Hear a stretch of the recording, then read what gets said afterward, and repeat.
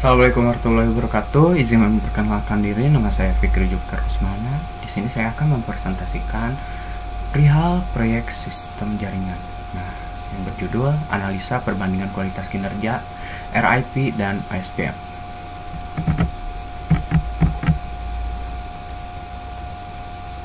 Nah, di sini ada latar belakang. Nah, dalam perutuan terdapat protokol routing bertujuan untuk mengatur router dalam melakukan proses routing protokol. Baik secara statis maupun dinamis, routing harus didesain secara efisien. Routing Information Protocol atau bisa kita sebut RIP merupakan salah satu distance vector routing yang melakukan advertise informasi routing dengan jalan mengirim routing update keluar melalui interface pada router. Nah, selanjutnya OSPF ialah routing protokol yang menggunakan teknologi link state yang memang didesain untuk bekerja dengan sangat efisien dalam proses pengiriman update informasi router.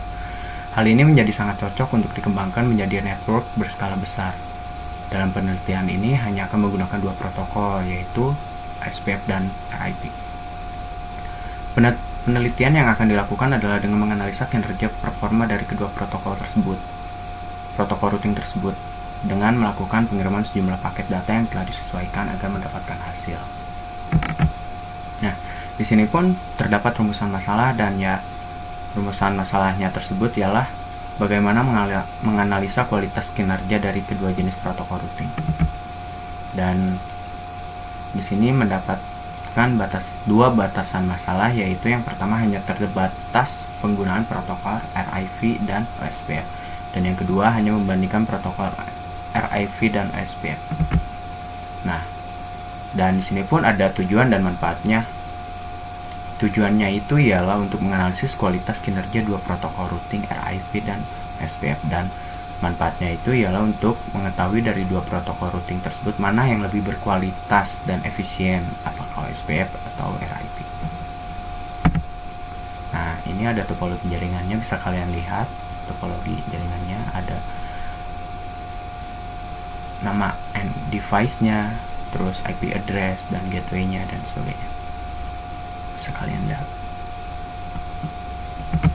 Nah, ini hasil pengujiannya.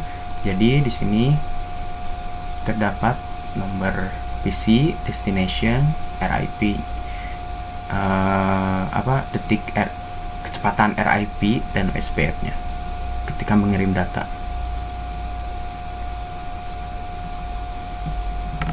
Nah, di sini jadi kesimpulannya itu ialah yang pertama, protokol routing OSPF dan RIP cukup mudah diterapkan pada topologi yang cukup sederhana.